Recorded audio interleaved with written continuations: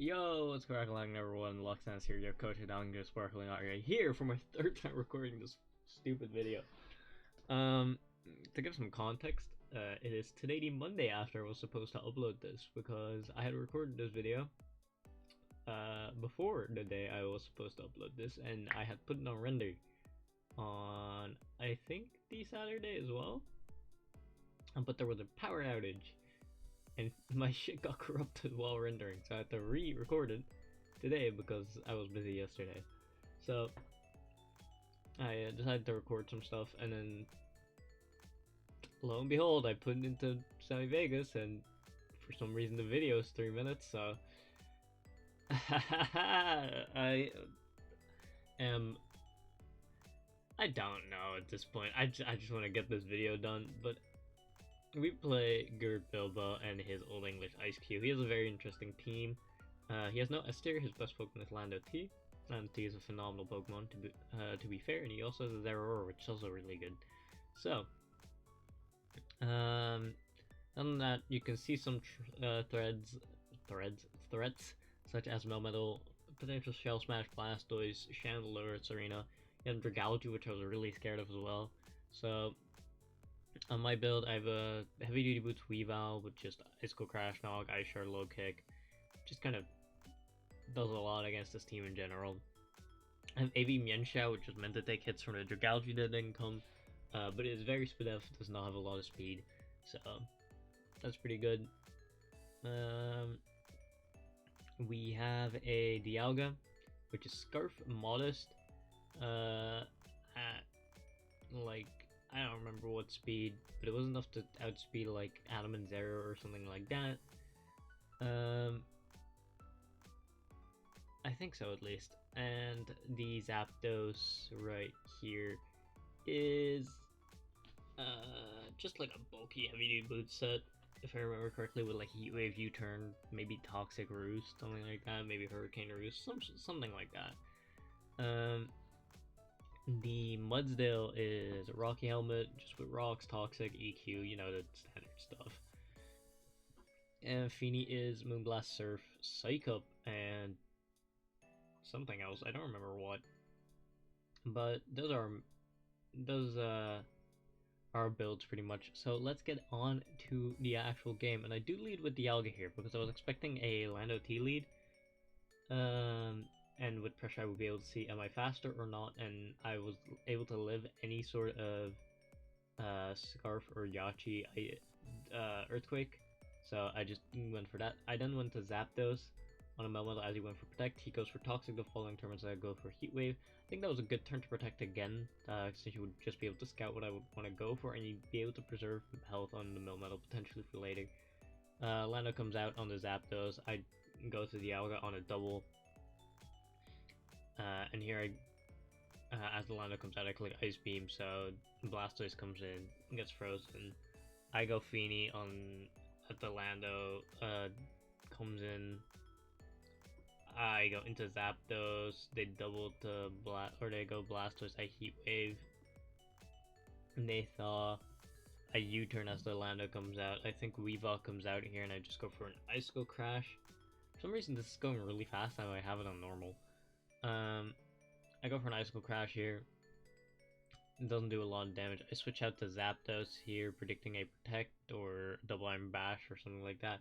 Now I go for Feeny here with the U-turn because I expected them to switch out, but I go for Feeny because this tells me that they probably want a Toxic, so that's completely free. I go to Mudstill here because in case they want to go Lando, it covers that play. In case they just Double Iron Bash, then it covers that play as well. And I get some nice chip. I go for Rocks here. It is completely free, and I just want to get Rocks up for potential Scarf Chandelure or stuff like that. Stealth Rock goes up from them as I go for Toxic. Lando's not touching the ground, so Toxic does affect them. Despite Mist Drain. Predict the Earthquake, go to Zapdos. I think I just click U-turn or Heat Wave here. Yeah, I just click Heat Wave to get some damage. They go for U-turn as they go Zeraora. Completely fine by me. They Toxic. I think I go for U-turn into Dialga because I was expecting, or no, I go into Mudstill to scout for a Grass Knot, which, I mean, they have it. Gets me good chip.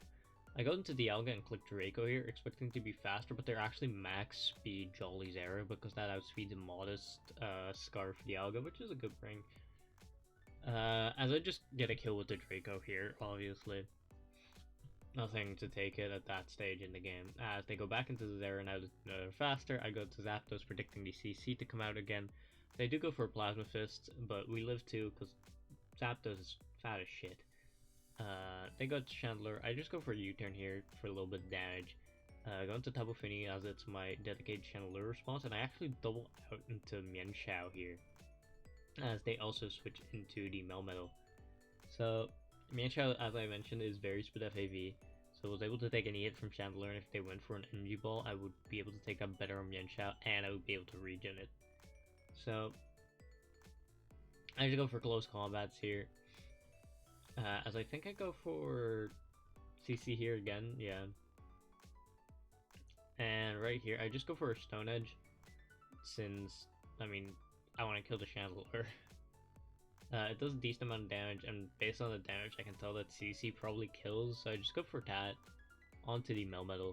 And it does kill as they go into Zeraora, which is a little annoying, but I can just go out into my Dialga and sack that. Dialga is not really needed for the last 4 Pokemon here. I have Weavile to potentially revenge the Zeraora as long as it takes one more Stealth Arc chip, or if it takes U-turn. But they do actually switch, so I go for a Roost here because the Zeraora wasn't able to do anything to kill me at that point. And right now I can just get a free U-turn as they do actually sack the Zera on that, which is good for me because now there's nothing faster than Weavile outside Scar Chandler, but I do have the Mienshao for that. So they go into Mienshao. I just go for a Dual Chop here, as since I had that for the Dragalge, as it was my most accurate move. If they like double crit Fire Blast or something, and I Stone Edge, or like get a crit Fire Blast on one of them, I Stone Edge, and that would be pretty bad. They go for Rapid Spin here. I just go for U-turn, and this is why roosting with the Zapdos was important as well. I can live a triple axle from this Serena, assuming it's not banded or anything like that. But if it was banded, then Rapid Spin would obviously have been locked into, as I can just really U-turn now into the Serena, or into the Tapu Fini, I mean, and just Moonblast this Blastoise down as much as possible. They do actually go for Whirlpool, as they revealed after the game to me that there were a trapping set for this Fini, which is pretty cool. As we just have this little bit of stall going on between the Fini and the Blastoise, which is Moonblast and Whirlpool going on. They do actually beat the Fini, which is pretty cool. I really like that set. So Blastoise does go down at this point, but they do have the kill on the Fini as well. So I just got Mienshao because that takes any hit, and we do actually still outspeed, which is pretty funny, seeing as we didn't outspeed the Serena. So GG's to Gurt here. It was an interesting game. I thought he brought some interesting sets, like the Blastoise, for example, and the Jetpack Zeraora. Don't really know what the Serena ended up being other than the Rapid Spin Triple Axle, obviously, but overall it was a pretty fun game. We did play on Showdown, which I haven't mentioned yet because we tried connecting a few times and just didn't work. So sports obviously the saving grace in that sense.